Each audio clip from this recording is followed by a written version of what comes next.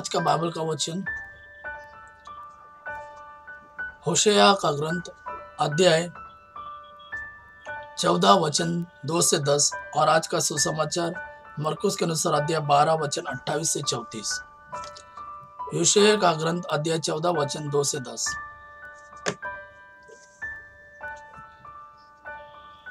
Israel, अपने प्रभु ईश्वर के पास लौट आओ, क्योंकि तुम अपने पापों के कारण गिर गए हो। प्रार्थना का चढ़ावा लेकर प्रभु के पास आओ और उससे यह कहो, हमारा अपराध मिटा दे और हमारा सद्भाव ग्रहण कर। हम तुझे बलि पशुओं के स्थान पर यह निवेदन चढ़ाते हैं, असुर हमें बचाने में असमर्थ है। हम फिर कभी अपने घोड़ों पर भरोसा नहीं रखेंगे और अपने हाथों की बनाई हुई मूर्ति से नहीं कहेंगे, तू हमारा ईश्वर है। प्रभु, तू ही अनाथ पर दया करता है। मैं उनके विश्वासघात का घाव भर दूंगा।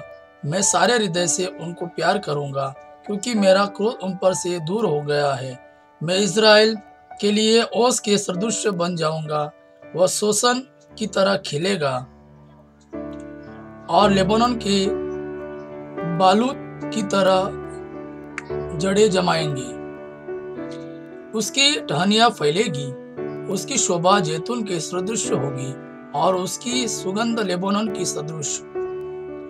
इज़राइली फिर मेरी छत्र छाया में निवास करेंगे और बहुत सा अनाज उगाएंगे। वे दाखबरी की तरह फैलेंगे फूलेंगे और लेबनान की तरह अंगूरी की तरह प्रसिद्ध हो जाएंगे। अब एफ्राइम के देव मूर्तियों से क्या, मैं ही उसकी सुनता और उसकी सुध लेता हूँ। मैं सदाबहार सनोवर के सदृश हूँ, मुझसे ही उसे फल मिलते हैं। जो समझदार है वह इन बातों पर विचार करे, जो बुद्धिमान है वह इन्हें अच्छी तरह जान ले। प्रभु के मार्ग सीधे हैं, धर्मी उन पर चलते हैं, किंतु पापी उन पर ठोकर खाकर गिर जाते हैं। आज का सुसमाचार मरकुस के अनुसार अध्याय 12 वचन 28 से 34। तब एक शास्त्री ईसा के पास आया। उसने यह विवाद सुना था और यह देखकर कि ईसा ने सदूकियों को ठीक उत्तर दिया था, उनसे पूछा, सबसे पहले आज्ञा कौन सी है? ईसा ने उत्तर दिया, पहली आज्ञा यह है, इज़राइल सुनो, हमारा प्रभु ईश्वर एकमात्र प्रभु है।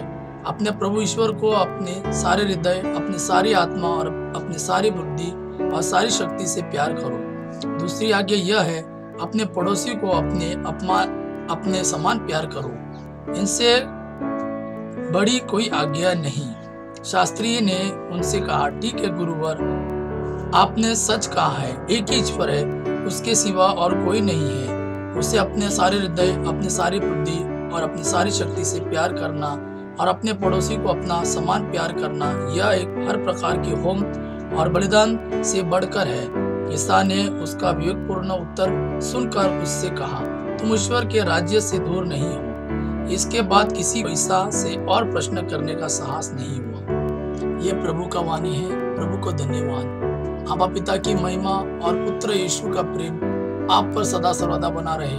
आमीन।